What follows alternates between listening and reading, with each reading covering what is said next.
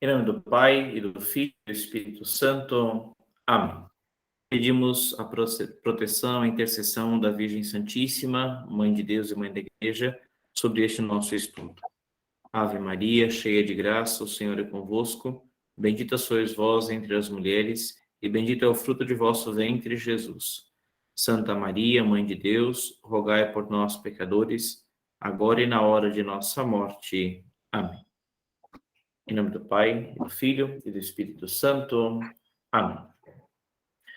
Olá a todos. Bom, nós vamos então fazer essa gravação para, de alguma forma, regravarmos as duas primeiras aulas que não tinham sido gravadas do nosso estudo do Catecismo Maior de São Pio X, tá? Esse nosso estudo que nós estamos, então, tentando fazer com bastante calma, para que a gente possa ter o entendimento maior da nossa fé. Surgiu de uma necessidade, de uma vontade, né, de um grupo de leigos de estudar mais a nossa fé, o catecismo. Então, eu sugeri que a gente começasse por este catecismo de São Pio X, que é bem mais simples e palatável, e que a gente consegue ir entendendo e compreendendo com bastante tranquilidade cada um dos mistérios da nossa fé, tá bem? Antes de iniciarmos propriamente o estudo, dizer que este catecismo, ou mesmo o catecismo que nós temos mais atual, né, não surgiram do nada, né? Tudo é fruto da fé vivida, anunciada e passada de geração em geração. O primeiro catecismo que se tem conhecimento é este aqui, que se chama Didaquê, né? O catecismo dos primeiros cristãos. Aí, esse catecismo facilmente se encontra em PDF na internet, ele é bastante breve, né, traz algumas orientações básicas sobre a fé e até mesmo sobre a forma como o povo vivia ali as suas celebrações, enfim, nos primeiros tempos, nos primeiros cristãos, né? Então, é muito interessante, é bom que todos tenham acesso, que leiam pelo menos uma vez na vida de Daqué e conheçam esse início, né, da fé, esse início da vivência da fé e do ensinamento da fé, por isso que se escreveu este catecismo, né, para que pudesse repassar com mais segurança aqueles que viriam. Muitos outros catecismos foram escritos, alguns catecismos escritos não exatamente pela Santa Sé ou pelo Papa, enfim, muitos catecismos nacionais, regionais, todos com um único objetivo, né, manter viva a fé católica. Nenhum desses catecismos, eles, por acaso, falam de coisas diferentes. Eles sempre trazem exatamente a mesma fé católica. Eles sempre trazem a mesma coisa que um e o outro trouxe, mas às vezes de forma distinta, de forma diferente um do outro, né? Que traga aí menções ou formas de explicar por causa de tempos diferentes. Mas enfim. Então, este primeiro catecismo de Iraquém. Outro catecismo que é muito conhecido e, graças a Deus, muito estudado e deve ser cada vez mais, é o Catecismo Romano, que foi escrito a partir do Concílio de Trento, ali pelo século XVI. Aí é já bastante extenso, com tudo bem mais especificado, né? Bastante claro, então. Tá? Esse catecismo também é muito rico, muitíssimo rico, porque ele traz bem mais detalhado cada uma das partes da fé. São Pio X, então, escreve o seu catecismo de forma em perguntas e respostas, né? De alguma forma já pensando para ser usado na catequese, no aprendizado mesmo da fé, né? Da doutrina da fé. Então, aqui nós temos o catecismo, eu tenho aqui em duas editoras, possivelmente existam mais, né? Mas nós temos aqui da editora América, né, essa edição, e da editora Permanência, né? Ambos os livros têm o mesmo conteúdo, né? Até a tradução, se não é idêntica, é bastante similar. Então, qualquer um dos dois livros a gente pode ter em casa para conseguir acompanhar, então, esse nosso estudo, tá bom? Então, busque ter pelo menos um desses dois exemplares junto com você para poder acompanhar. Também tem em PDF na internet, se for mais difícil comprar. E mais recentemente, após o Concílio Vaticano II, foi escrito este catecismo, o Catecismo da Igreja Católica, também bastante denso, bastante completo, né, com explanações teológicas, né? Então, é muito bom, excelente. Todo católico deve ter este catecismo em casa. Isso é uma questão básica. Mas, às vezes, em alguns pontos, talvez é um pouquinho mais difícil de compreensão, porque usa alguns termos que nós não estamos tão acostumados assim. Temos que estudar para aprender. Temos que estudar, por isso nós temos que ter ele. Né? Na maior parte dele também é muito fácil de compreender. Né? Algum ponto ou outro que trazem palavras mais complicadas. Então, nós optamos para iniciar o estudo da fé, o Catecismo Maior de São Pio X. Tá bem? Veja que nós vamos, então, agora, iniciar propriamente o nosso estudo. E o início do Catecismo, São Pio X traz, antes de começar propriamente na doutrina, ele traz lições preliminares, certo? E vai colocar ali. O primeiro número, a primeira questão que ele coloca já é assim, né? Sois cristão? Sim, sou cristão pela graça de Deus. E só dessa frase, né, ele já começa a explanar como a nossa fé deve ser vivida. Porque, veja, você é cristão pela graça de Deus. Por que pela graça de Deus? Porque ser cristão é um dom de Deus, inteiramente gratuito, que nós não podemos merecer. Ou seja, o fato de nós termos fé cristã, de nós acreditarmos e vivermos aquilo que Cristo ensinou, em si já é uma graça de Deus. Não é porque eu sou bom, ou porque eu sou esperto, ou porque eu sou muito inteligente, ou só porque deu coincidência de eu nascer numa família cristã. Não, é um dom, é uma graça de Deus, né? Que Deus concede a cada um de nós. Então, só o fato de nós sermos cristãos já é uma grande graça. Né? Pergunta 3 faz assim: quem é o verdadeiro cristão? É aquele que é batizado, crê e professa a doutrina cristã e obedece aos legítimos pastores da igreja. Então, veja, são 3, na verdade, 4 condições, né? Ser batizado. Aquele que não é batizado não participa do corpo místico de Cristo, portanto, não participa da igreja, portanto, não pode se dizer cristão. Aquele que crê e professa a doutrina cristã, ou seja, não basta apenas crer ou apenas professar, é preciso ter as duas, né? Para ser um legítimo cristão, além de ser batizado, de acreditar. E o acreditar supõe que não só um ato intelectual, né? Apesar de, a princípio, ser, mas aquele que crê é aquele que faz, né? Como diz São Paulo, mostrarei a minha fé pelas obras, certo? Então, crer também está junto ali o agir, né? Então, assim, eu acredito num Deus misericordioso, portanto, eu também sou misericordioso. Né? E professar, de alguma forma, a ação também está nesse professar. Né? Quando eu estou agindo conforme Cristo agiu, eu estou professando a minha fé. Assim como quando eu estou falando, né, também dizendo com palavras, também é uma forma de profissão. Mas a profissão pelos gestos, pelas atitudes, pelas escolhas, é uma profissão também da doutrina cristã. E, por fim, obedecer aos legítimos pastores da igreja, ou seja, estar ligado, estar unido ao Santo Padre, ao Papa, também aos bispos diocesanos, que são os pastores que a igreja concede para as igrejas particulares, que são as dioceses, né? Que são aquelas igrejas, o bispo é o pastor que está mais próximo de nós, né? Nós devemos amar e obedecer o Santo Padre e o Papa, mas nós não temos como ter contato com o Papa com tanta frequência, com tanta possibilidade, como a gente pode, por exemplo, com o nosso bispo. E, de forma análoga, também ao padre, que o bispo envia à nossa comunidade para ser ali o seu vigário, o seu representante, e agir, de fato, né, oferecer os sacramentos a todo o povo, né? Os padres, os sacerdotes têm essa missão de serem os colaboradores do bispo diocesano, que é o pastor daquela diocese. Quarta pergunta. Resposta, na verdade. A doutrina cristã é a doutrina que Jesus Cristo, nosso Senhor, nos ensinou para nos mostrar o caminho da salvação.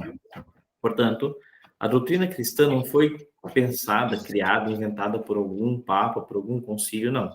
Ela foi dada e ensinada por Cristo, pelo próprio Deus, foi revelada pelo próprio Deus. Né? Os catecismos são formas, aí sim, que os papas, concílios, né, santos, enfim, acharam de compilar essa fé. Mas não foi uma fé que eles criaram, que eles inventaram, mas uma fé que receberam do próprio Cristo. Né? É necessário aprender a doutrina ensinada por Jesus Cristo? Certamente é necessário aprender essa doutrina, e cometem falta grave aqueles que se descuidam de o fazer, né? Hoje em dia o pessoal tem tanta dificuldade de entender o que é um pecado grave, um pecado mortal, né? Porque perdeu muito essa consciência, né? Da ofensa a Deus, do desligamento da vontade de Deus na nossa vida, com as nossas escolhas, com as nossas palavras, gestos, enfim. E uma dessas questões que nos faz ter falta grave é o fato de não buscar conhecer a fé. Quando a gente não busca conhecer a fé, a gente está propriamente cometendo uma falta grave, né? E nós vamos ver aqui mais para frente também que não só a nossa falta grave por nós não termos buscado ou estar buscando, mas também por impedir que outros busquem, ou mesmo de não dar aqueles das quais nós temos responsabilidade, como, por exemplo, os filhos, né, e os subordinados. Então, não buscar conhecer a fé católica, a fé cristã, necessariamente também já é uma falta grave ali. Então, o que nós estamos fazendo aqui, né, com esse curso, com essas aulas, é justamente passar por cima disso, né? De fato, conhecer, e não só conhecer, mas viver essa fé que nós recebemos por graça de Deus e que nós temos como um grande dom, então, como um grande presente para que possamos chegar por meio dela à vida eterna. Aí já entra aquilo que eu estava falando agora, né? Pergunta número 6. Os pais e patrões estão obrigados a mandar ao catecismo seus filhos dependentes?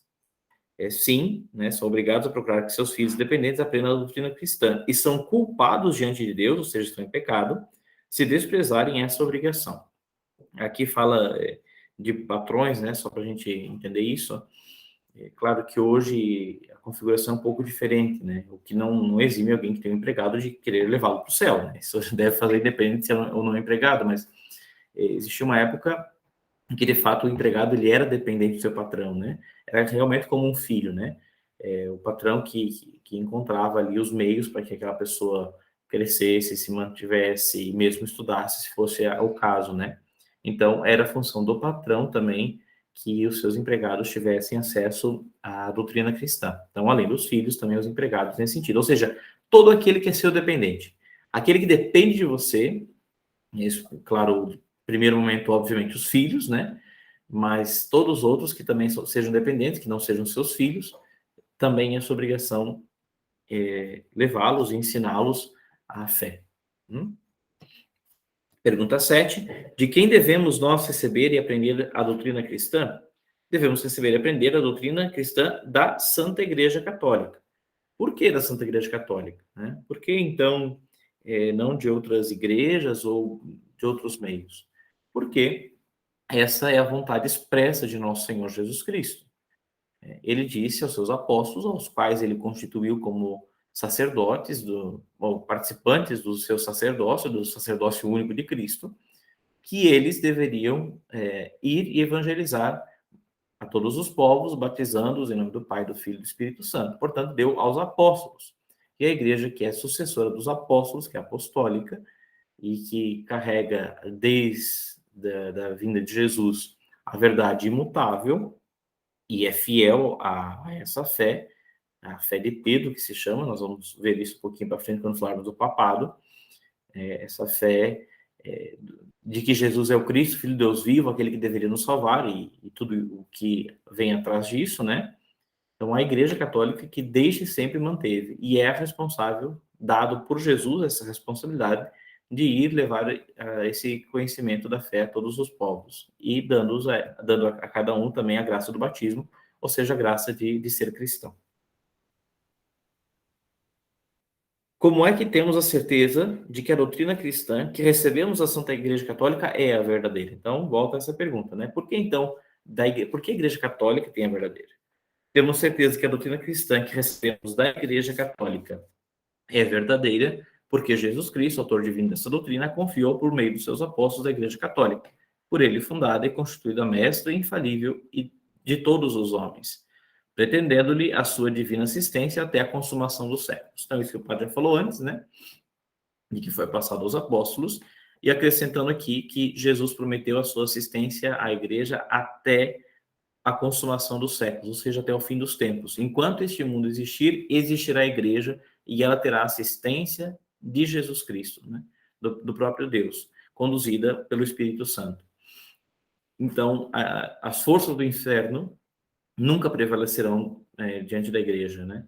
E a gente observa isso na história mesmo, né? Que muitas forças já tentaram destruir a Igreja Católica, muitas forças já tentaram fazer isso, né?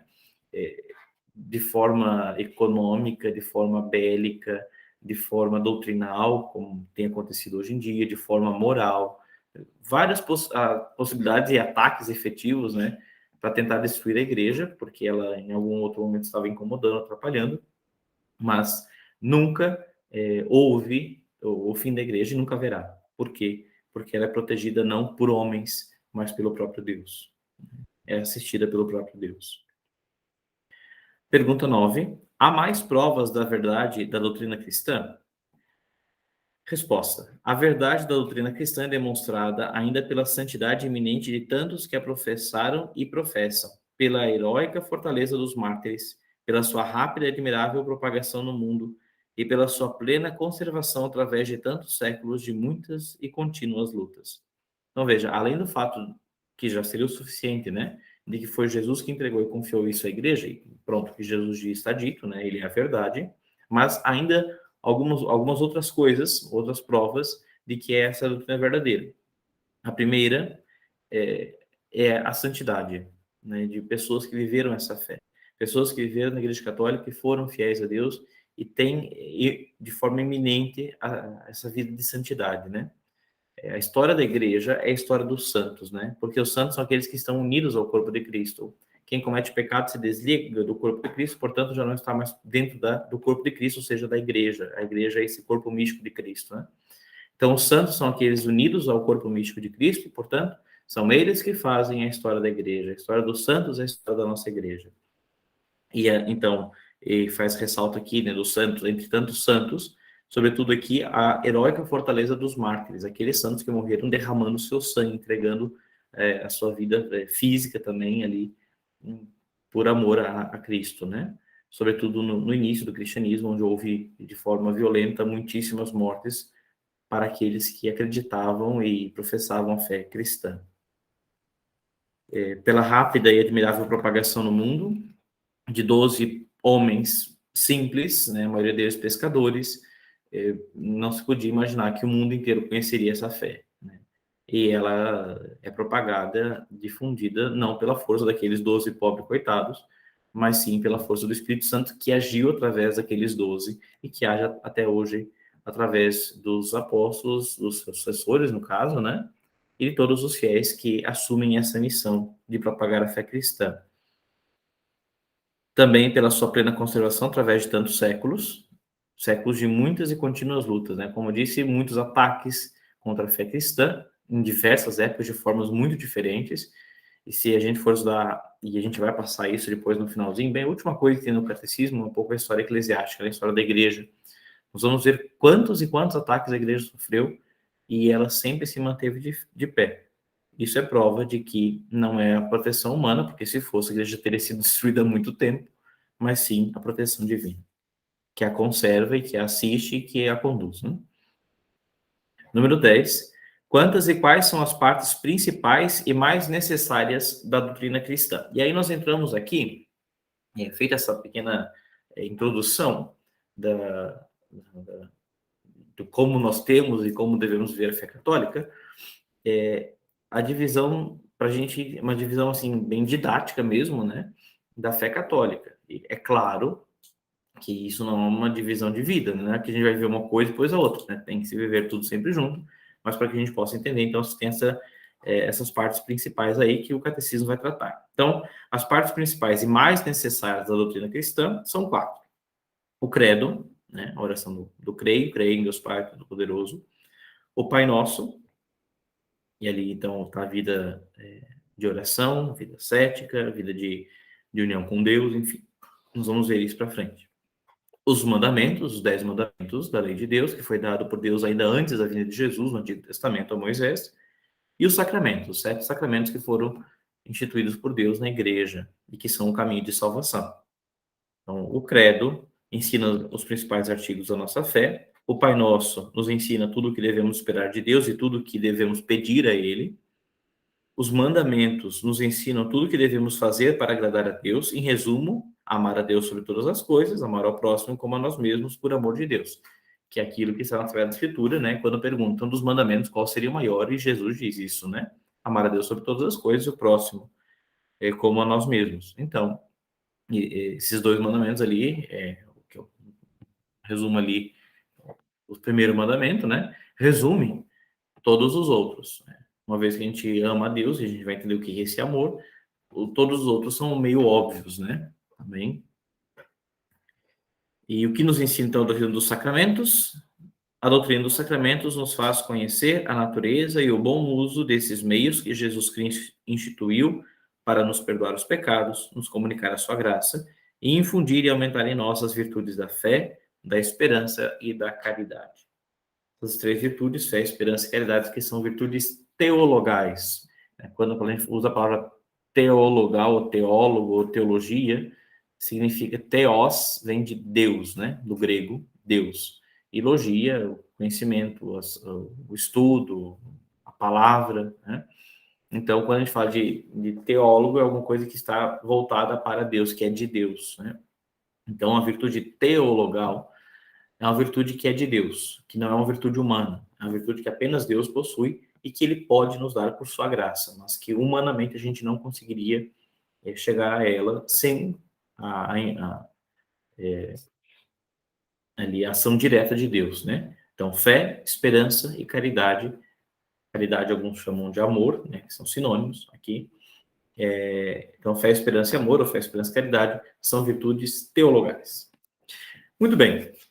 Concluído, então, essa lição preliminar da nossa fé, nós vamos iniciar propriamente o estudo da fé. Como foi dito ali, nós vamos primeiro agora estudar o credo, né? Artigo por artigo, bem detalhado, bem destrinchados. Vocês vão perceber e vão ver que existe muito mais coisa do que a gente imagina.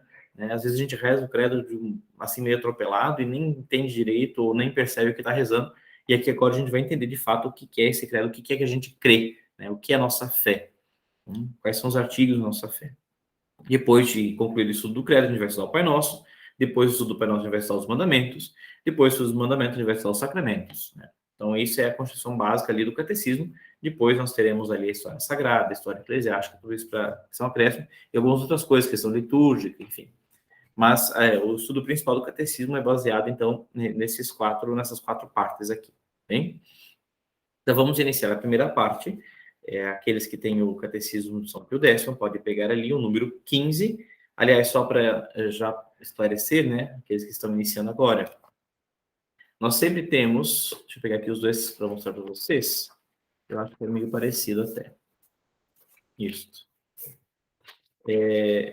No catecismo, a gente sempre tem os números das perguntas e respostas, estou vendo aqui, esses númerozinhos laterais, né? 15, 16, 17, 18, enfim.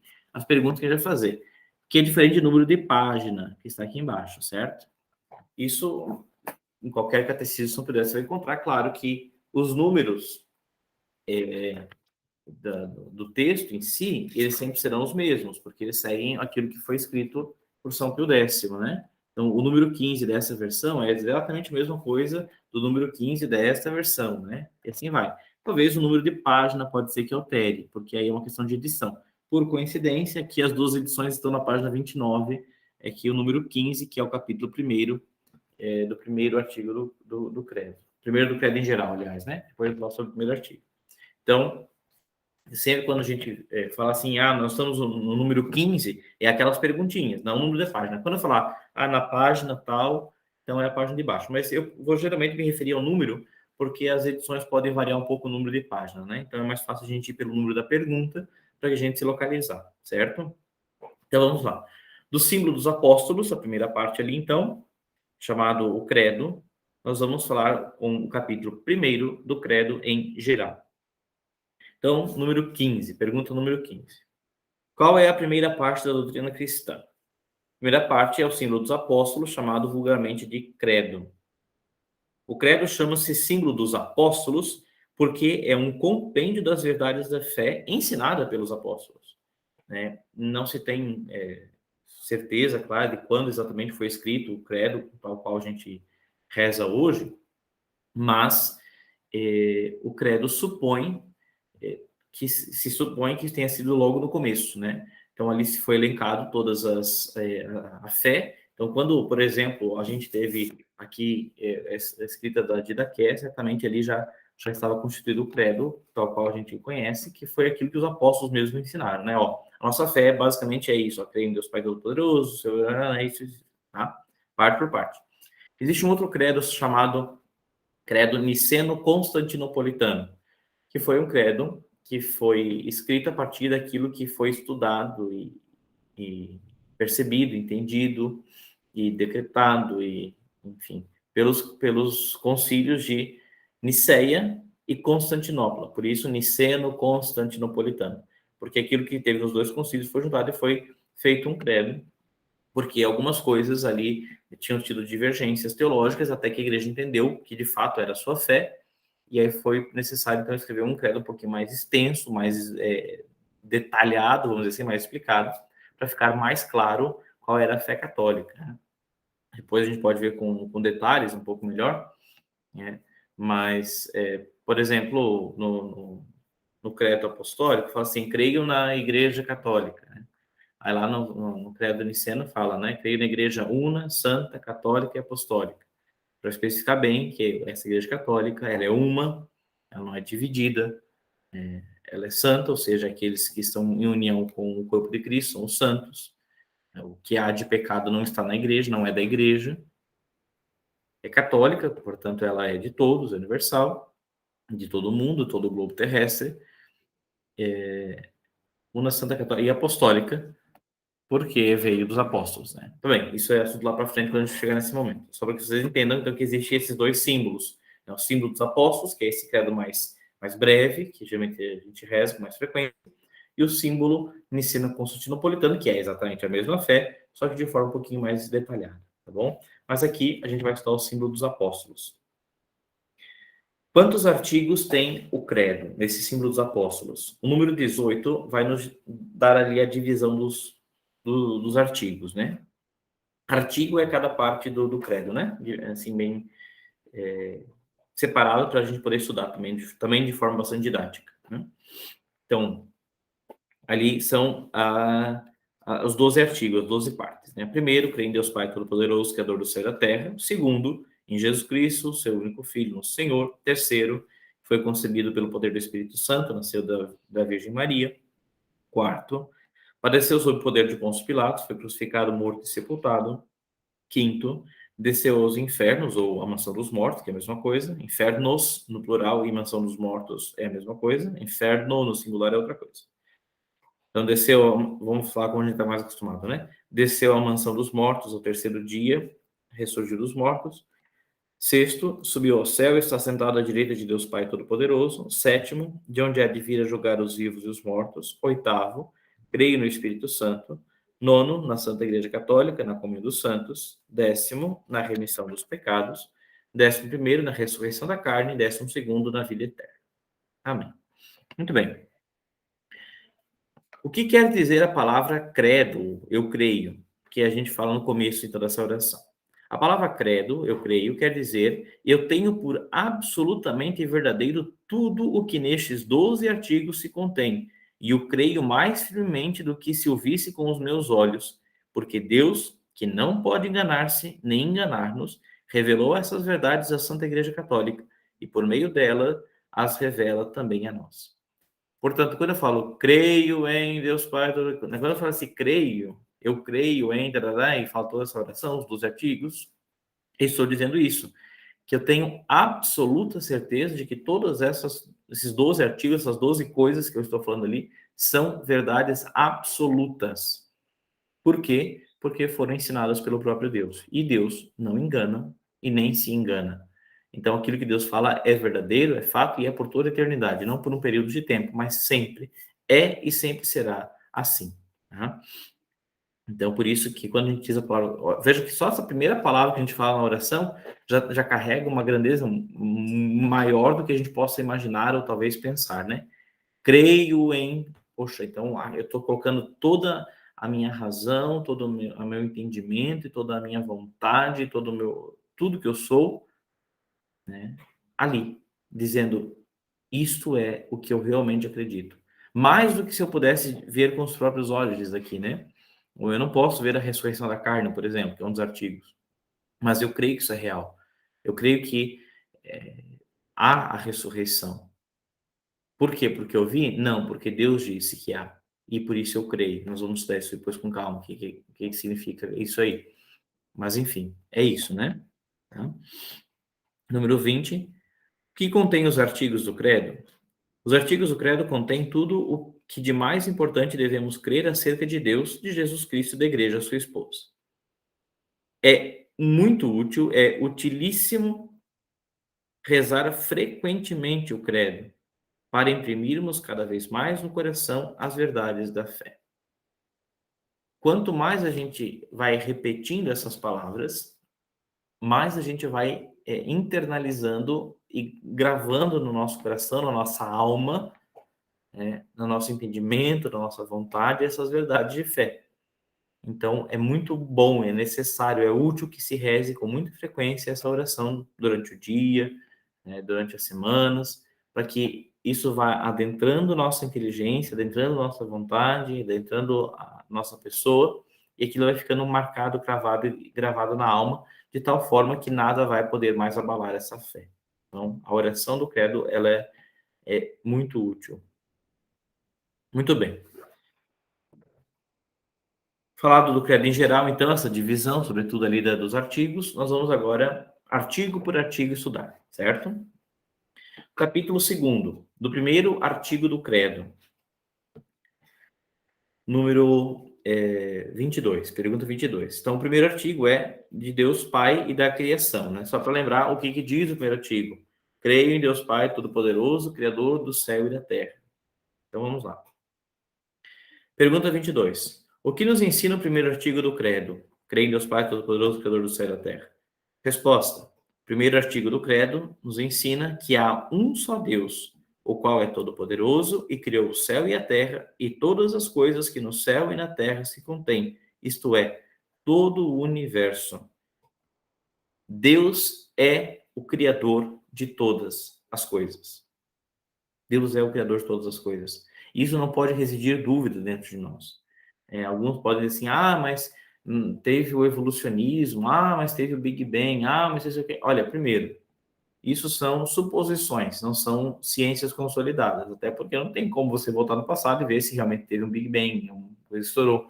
Tem como se realmente houve evolução da espécie, de repente parou de evoluir, não tem mais nenhuma espécie que evolui, agora nada mais muda, sim ou não. Pode ter sido, mas não existe comprovação, né? Não existe ciência determinada sobre isso, né? Assim como existe ciência determinada que 2 mais 2 é 4, isso é verificável, não tem como negar. Agora, não é ciência verificável que tenha tido evolução de espécie, que tenha tido Big Bang. São tudo teorias, né? Teoria da evolução, teoria do Big Bang, que não são anuladas. Deus pode ter feito dessa forma. Por que não? Ele é Deus, ele faz como ele quiser, né? Alguns acreditam que tenha sido exatamente como está no relato bíblico do Gênesis, que Deus realmente foi criando cada uma das coisas e foi. Também pode ter sido, não sei. São teorias e isso é de menor importância. Para nossa fé, não é de menor, é de zero importância para nossa fé. Se foi por evolução, se foi por transmutação, se foi por criação imediata, não não é tão importante isso, não é nada importante isso. O fato é, Deus criou. Como ele criou, o problema é dele, foi ele que fez, né? Ele poderia ter feito do jeito que ele quisesse, ele é Deus. Então, não nos cabe ficar discutindo isso, não tem porquê. Aos curiosos e aos desejosos da ciência, não tem nada, não tem nenhum problema, podem estudar e tá ótimo, né? Mas a nós que aqui temos o objetivo de crer naquilo que é a verdade, de conhecer e amar a verdade, não interessa como foi, interessa que foi. Né? Foi Deus que criou todas as coisas que existem. né? Criou o céu e a terra, todas as coisas que estão no céu e que estão na terra, né? Que o céu e a terra contêm. Então, todo o universo foi criado por Deus. Do menorzinho dos átomos, do elétron dentro de um átomo, de um quarto de elétron dentro do átomo, até a maior constelação infinita que a gente não consegue nem imaginar quantos anos-luz está à distância de nós, enfim. Todas as coisas foram criadas por Deus, né? Da menor à maior das coisas. 23. Como sabemos nós que há Deus, ou seja, que Deus existe, né? Sabemos que há Deus porque a nossa razão nolo demonstra e a fé nolo confirma. Então, não só porque a fé nos diz que existe um Deus, mas porque também podemos chegar a essa existência de Deus pela razão, né? Pela razão.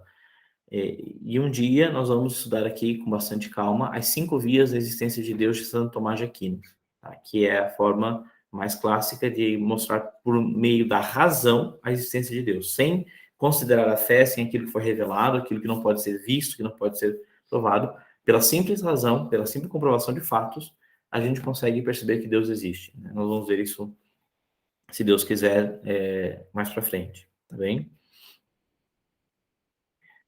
Bom, então, além da fé, além da razão nos demonstrar, a fé nos confirma ainda a existência de Deus.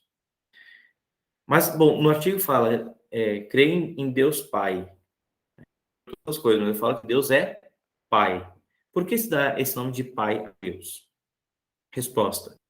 Dá-se o nome de Pai, primeiro, porque ele é Pai por natureza da segunda pessoa da Santíssima Trindade, isto é, do Filho, por ele gerado. Então, Santíssima Trindade, Pai, Filho e Espírito Santo, né? Ele gera o Filho, portanto, ele é Pai do Filho, certo? Então, primeiro motivo por isso, né? Porque ele é Pai por natureza da segunda pessoa da Santíssima Trindade, ou seja, do Filho, certo? Segundo, porque Deus é Pai de todos os homens que ele criou, conserva e governa. Veja que, num primeiro momento, Deus ele é criador do ser humano, né? Assim como ele é criador das árvores, dos animais, enfim. Deus é criador. Num segundo momento, Deus ele adota-nos, a nossa humanidade, como seus filhos, né? Deus adota a cada um de nós como filhos, certo? Em terceiro, porque finalmente ele é pai pela graça de todos os cristãos. Aí entra essa parte que eu falava, né? De todos os cristãos, ou seja, quem é batizado. Lembra da nossa primeira pergunta lá, né? Primeira e segunda? Somos cristãos porque batizados. Então, pela graça infundida, sois cristãos por graça de Deus, são pela graça infundida no batismo. Deus Pai, Deus se faz Pai, né? Aos quais, por isso, chama filhos adotivos. Tá? Muito bem. Continuando, vamos para a pergunta de número 25. Por que o Pai é a primeira pessoa da Santíssima Trindade? O Pai é a primeira pessoa da Santíssima Trindade porque não procede de outra pessoa, mas é princípio das outras duas pessoas, isto é, do Filho e do Espírito Santo.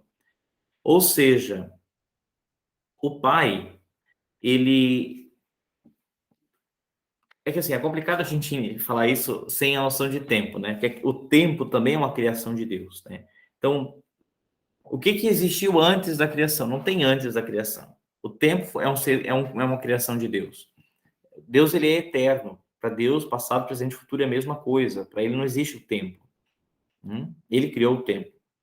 Assim como existira antes sem céu e terra. E Deus já existia. Mas para nós é impossível imaginar alguma coisa existir sem tempo, sem passado, presente e futuro. Porque nós somos limitados, nós somos seres humanos. E nós não podemos querer colocar a imensidão da sabedoria de Deus na nossa caixinha que é desse tamanhiquinho, né? Então, é complicado, mas o Pai é a primeira pessoa porque ele gera o Filho e do amor do Pai e do Filho gera-se o Espírito Santo. Isso não significa que Pai veio antes, depois veio o Filho, depois veio o Espírito Santo, como se um... Não. Por quê? Porque não tem essa noção de tempo, de antes e depois, né? Os três são, desde sempre, a Santíssima Trindade é eterna, né, desde o princípio. Mas o Filho é gerado do Pai, e do Pai e do Filho, então, é gerado, do amor do Pai e do Filho, é gerado o Espírito Santo. Entendeu? Muito bem. 26. O que quer dizer a palavra todo-poderoso? A palavra todo-poderoso quer dizer que Deus pode fazer tudo o que ele quer. Aí, bom, a princípio a gente entende isso, né? A gente entende, ó, tá, Deus faz tudo o que quer, beleza. Mas aí a pergunta é, ele tá tudo bem, ok, mas então se Deus pode tudo, tudo, tudo, vem a pergunta 27. Deus não pode pecar e nem morrer, certo? Deus não pode morrer, ele é eterno. Deus não pode pecar porque o pecado é ir justamente contra ele. Não tem como ele não ser ele ao mesmo tempo, né? Ser ele e não ser ele ao mesmo tempo. Então, como que se pode dizer que ele pode fazer tudo se ele não pode nem pecar e nem morrer? Ou seja, se existe limitação nesse poder de Deus. Resposta da pergunta 27. Disse que Deus pode fazer tudo, embora não possa pecar nem morrer, porque poder pecar ou morrer não é efeito de potência, mas de fraqueza, a qual não pode existir em Deus, que é perfeitíssimo. Veja, nem tudo é poder, às vezes é um não poder. Quem morre é aquele que não pode viver. Quem peca é aquele que não pode estar na graça. Portanto, o morrer e o pecar, eles não são virtudes, eles não são forças. Né? Tudo pode significa que você tem um poder, você pode, você tem força, tem virtude. E morrer e pecar não são virtudes, eles são falta de. E a Deus não existe nenhuma falta, certo? Deus não tem nenhuma falta. Deus, ele permanece sempre, entendeu? Então, a força, o poder de Deus está mediante a sua força. Nós morremos e nós pecamos. Por quê? Porque nós não temos todo o poder. Como nós não temos todo o poder, a gente morre. Então, o fato de Deus não morrer não significa que ele não é todo-poderoso. Ao contrário, significa justamente que ele é todo-poderoso. Porque só quem é todo-poderoso nunca morre. Só quem é todo-poderoso nunca peca.